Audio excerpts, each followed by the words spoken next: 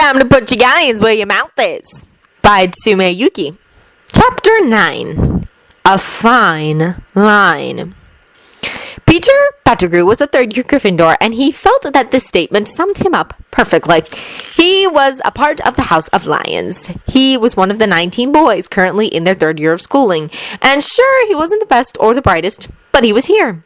And that was what mattered to him. He had 3 great friends who stood up for him, who helped him with the magic he didn't quite understand.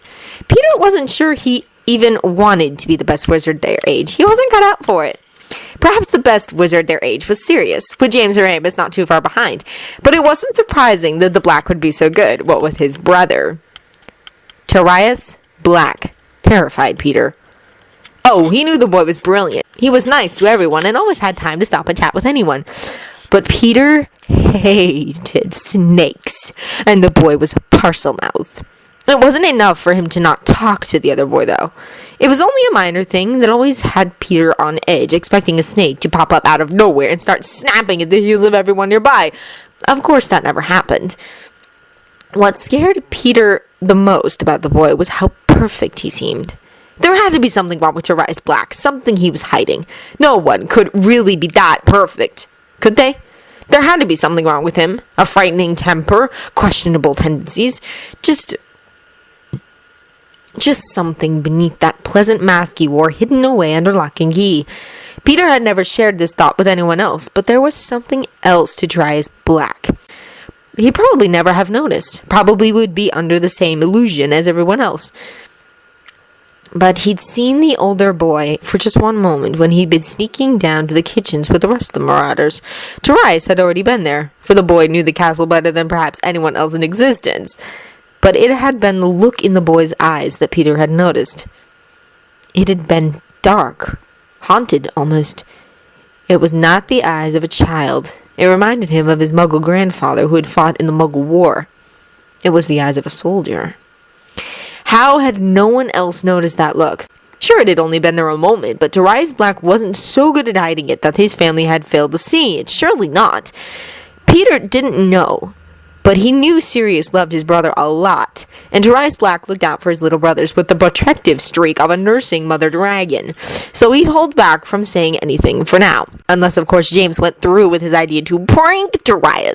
Then he'd put all his efforts into stopping it. He did not want to think about the possible repercussions of that idea.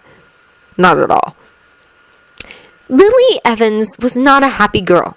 Scowling, she stormed forwards, drawing her wand from her skirt pocket at the sight before her. James Potter was the worst kind of boy. Her father had warned her about his kind. She could compare him to the little Ellis Brahman from primary school, the boy who'd had a crush on her but shown it through pulling up on her pigtails, until her accidental magic had given him quite the electric shock. She hadn't known that until 2 years ago. Potter was good at getting a laugh, but sometimes he just took things too far, him and his stupid little friends. Severus was all but pinned to the wall, his hands having been turned into hooves and thus rendering him unable to use a wand. Potter was stood before him grinning, but Black was stood just slightly off to his side, looking somewhat nervous now. "James, I think that's enough," the Black whispered, gray eyes scanning the crowd. They landed on Lily for a moment before continuing to rove around the place, obviously looking for a face in the crowd. Potter's face fell slightly, but he nevertheless turned Severus's hands back to normal, despite the fact the donkey-like muzzle remained. All the other children were still giggling, and Lily pushed a second year out of her way, determined to come to the aid of her closest friend. "Sev!" Lily cut off, grimacing as Severus fired 2 spells, one at Black and the other at Potter. They both hit, Potter lurching forwards and throwing up whatever had been in his stomach, whilst boils broke out across Black's face. There was a squeak from Pettigrew, and before Lily could do anything about it, the 3 boys were going at one another, spells rocketing around the corridor and sending all those who had been watching racing for cover. Lily grimaced, ducking behind a nearby statue with a second-year Ravenclaw, who seemed to have realized that watching this show was not worth the chance of getting caught up in it. "Sev! Potter, pack it in!" Lily let out a scream, pulling her head back behind the statue as a spell shot past her, sizzling through the air. "Go get a teacher!" Lily growled to her fellow student, but the girl didn't even get 2 steps away from the statue before there was a loud bang! And then silence. Peeking out carefully from behind the statue, Lily let out a sigh of relief. while most of the Slytherin students avoided her like the plague. Turais was always a friendly hand, helpful towards not just her, but anyone, including Muggleborns. He was the only other Slytherin that Lily really talked to outside of Severus. He was just the kind of person to stop the duel that had been happening. "What in Merlin's name is going on here?" Turais growled, meeting the eyes of the 3 third years. Only he was looking up at them, which was unsurprising, seeing as Turais appeared to have used his pole to dangle them from the ceiling by their ankles. Blood was rushing to the 3 boys' heads, scowls upon their faces, but it was Black's face, looking so upset and ashamed that his brother was before him now, that let Lily know it was safe to move out. Turais seemed to sense her immediately, for he turned away from the 3 boys to get a good look at her. "Miss Evans, care to tell me what happened?" "I only got here when Potter was halfway to turning 7 to a donkey. Black said that it was enough, and then Sev threw spells at them and they started dueling." "Okay. James, why were you turning Severus into a donkey?" "He started on Sirius. How he'd never be as good as you." Potter trailed off and Lily leveled a glare at her best friend. Really, that was not a nice thing to say. Turais Black was very impressive, both as a wizard and a person. Sirius was probably under a lot of pressure to live up to his older brother. No doubt Turais' shadow was a large thing to step out of. Sighing, Turais pocketed his wand, letting the trio of third years drop to their feet. "Right, then it's the detention for the 3 of you with Professor Slughorn, I think. Do I need to escort you to Madame Pomfrey, or can you get there without me needing to hold your hands?" The trio blushed, but nevertheless shuffled off. Lily stood a few steps behind Turais, because while part of her wanted to see Severus to the safety of the medical wing, she got a feeling the older boy wanted to speak to her. As if on cue, Turais slowly exhaled, one thumb and forefinger reaching up to massage his temples. "I believe, Miss Evans, that your friend and would-be suitor need to sort out their differences." "It's Lily," she murmured, looking up at the oldest Black brother. He wasn't that much taller than her, but in that moment he seemed so much older, so very stressed. She felt like she was witnessing something private, something that Turais Black tried to keep separate from the rest of the world. "If that's what you'd prefer. I suggest you get to class. I need to go and talk to Professor Slughorn." Offering her an almost strained smile compared to what she was used to seeing on the older boy's face, Turais twisted on a heel and stalked off to the dungeon. Lily watched him go and frowned. She'd looked up to the Slytherin prefect since she first met him on the train, and this was the first time she'd ever seen him look anything other than perfect, like he was a normal human. Shrugging off how uncomfortable that thought made her feel, Lily adjusted her bag and set off for Transfigurations. Scowling, Sirius Black folded his arms across his chest, bottom lip jutted out in what he would later deny to be a pout. James was stood beside him, the 2 of them waiting for the door to Slughorn's classroom to open. Turais had turned up after they'd gotten out of the medical wing to inform them they'd be in detention later that night, to turn up outside of the potions classroom at 8 o'clock exactly. So now it was 5 minutes to 8. Here both Gryffindors stood, grimacing at one another. Sirius knew his older brother refused to show him any preferred treatment in regards to his prefect duties, and normally Sirius was okay with that. But didn't he realize that Sirius had been trying to get James to walk away before Snivellus fired those spells at him? Those boils had been really uncomfortable. And there was nothing Sirius hated more than letting Turais down. He knew there was a fine line between pranks on a person and outright bullying. Turais had drilled that into both Regulus and himself. James should have quit while he was ahead. And now Turais had given him detention, and that disappointed frown that made him feel so much worse than anything his mother could scream at him. Snivellus. James's grunt brought Sirius back to the present as he looked over at the other member of their little detention club. The greasy Slytherin was stood frowning at them, big nose twisted up as if he smelt something bad.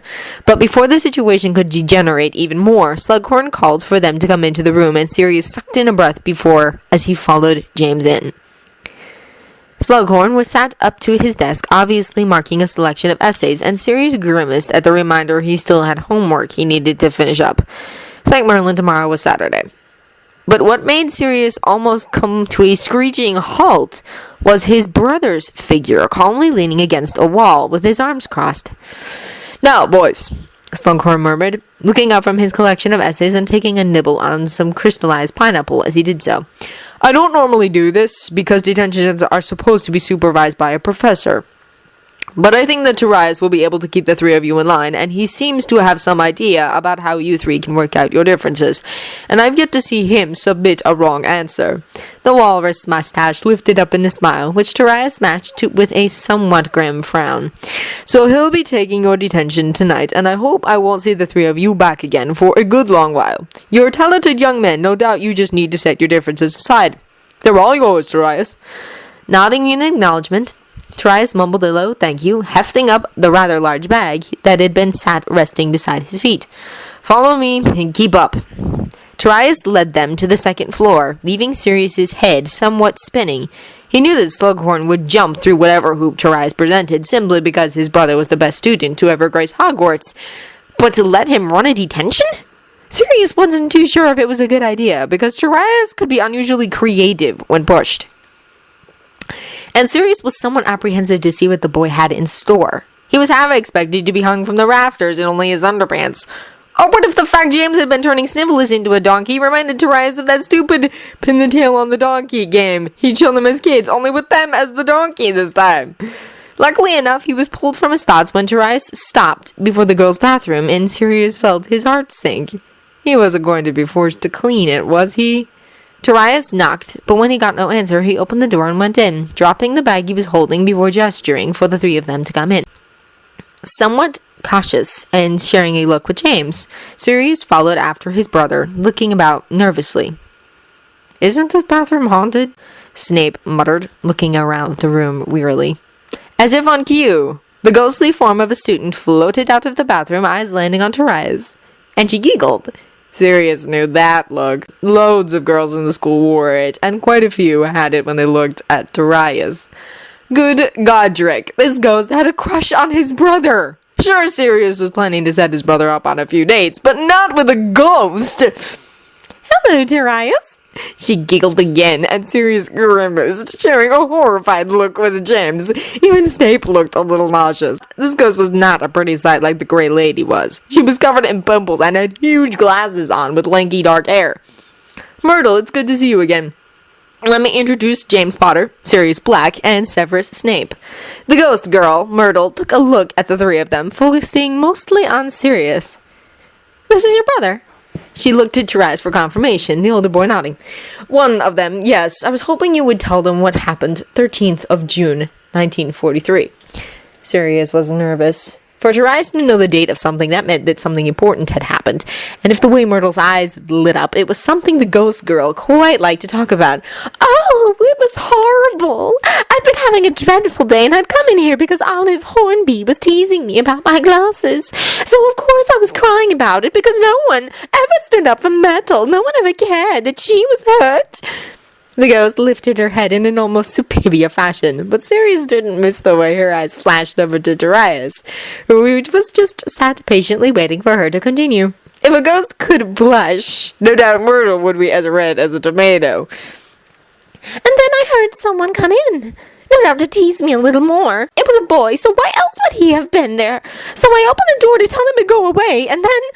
She paused, inspecting all of their faces. Both James and Snape seemed begrudgingly curious about what Myrtle was about to say, but Turais had obviously heard it before from his bored yet polite expression. I died! What? James spluttered, looking up at Myrtle's floating figure in shock. The girl nodded, playing with a strand of her lanky hair. I just saw these big yellow eyes, and then I was dead. Nobody even missed me. It took them hours to find me. Olive Hornby only came by because Professor Dibbit asked her to look for me, and then she saw my body. I know, because I was waiting there. I made sure she didn't forget for the whole time she was here. Sirius felt sick. How had a student died at Hogwarts? How had that happened, and why haven't he heard about it before? Sirius looked to his older brother for answers, but Turais was just focused on Myrtle, still half sat, half leaning against one of the many sink basins. Thanks for sharing that, Myrtle. It's astounding how many people don't know about your unfortunate death. It was unfortunate, wasn't it? Though if we'd been at school at the same time, I don't think you'd have let me die. Would you, Turais? Sirius gagged in the back of his throat, but his older brother just gave another genteel smile. I would certainly not have let Olive Hornby continue bullying you, that's for sure. Now, if you excuse me, we'll be moving on to the next part of our tour. Myrtle tittered again, offering his brother farewell for now, and that he would always be welcome to visit her before he disappeared back into one of the stalls. Turais, what? Sirius was cut off as his older brother stood up, turning to face the Sphinx before Parseltongue left his lips. With an almighty groan, the Sphinx began to slowly part, revealing a large hole in the center. Turning back to look at the three astonished faces, his older brother just offered a grim smile before gesturing to the large hole he could most certainly not see the bottom of. Come on then, we haven't got all night. Being honest, Sirius would say he was terrified. When none of them made a move to go down the hole that only opened to Parseltongue, Turais had sighed before actually pushing all three of them down. Thankfully, the large drop had transformed into a slide halfway down, but it had been a long, long drop. He had no idea where he was, only that he was far, far beneath Hogwarts, somewhere in the great belly of the school that he'd bet only the four of them stood here knew existed. Where are we? Why are we here? If James' voice was slightly higher, tinged with a twang of panic, then Sirius wasn't going to point it out. No doubt his own voice would be the same if he got a chance to speak. The three of you are here because you're going to sort out your differences, and I'm here to feed Asera. Who? Asera, Salazar's last defense for the school. The legend has twisted her into something a bit more terrifying.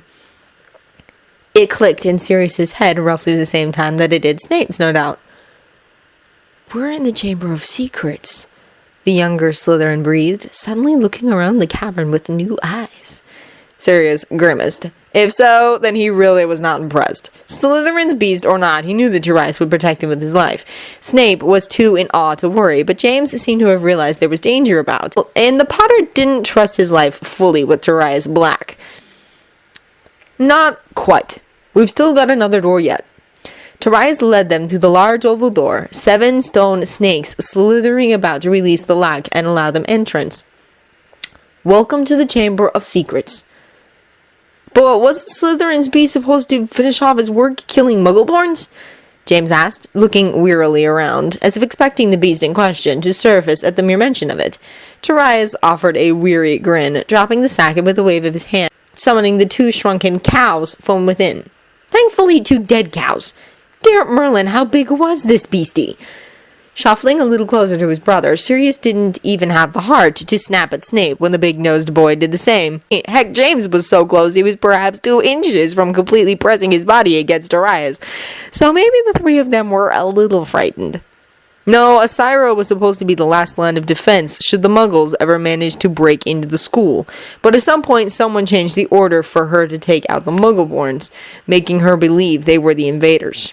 I've set her straight now. She won't harm anyone with magic, and I've been coming down here since 2nd year. So I can promise that I know what I'm doing. Turais had found the chamber in his 2nd year? Sirius grimaced as the older boy sat down on the cold floor, water threatening to rise above the sides of the platform and flood the flooring. Hesitantly, Sirius copied. I want the 3 of you to know that there is a very fine line that you're dancing with. There's pranks, and then there's bullying. And you already know how that turned out for Myrtle.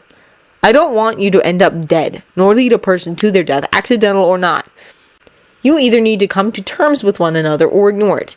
I'm not saying don't prank people, James. Just not the same person every time. And Severus, don't taunt Sirius.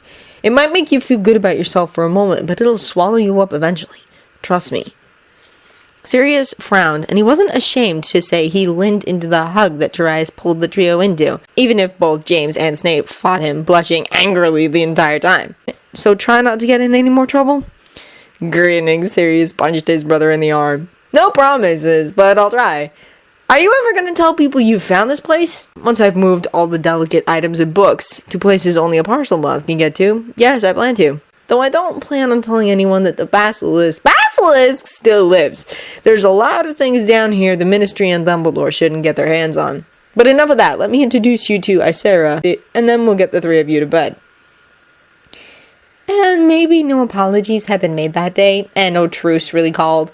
But if James and Snape glared at each other with just a little less vigor the next day, Sirius considered it a step forward.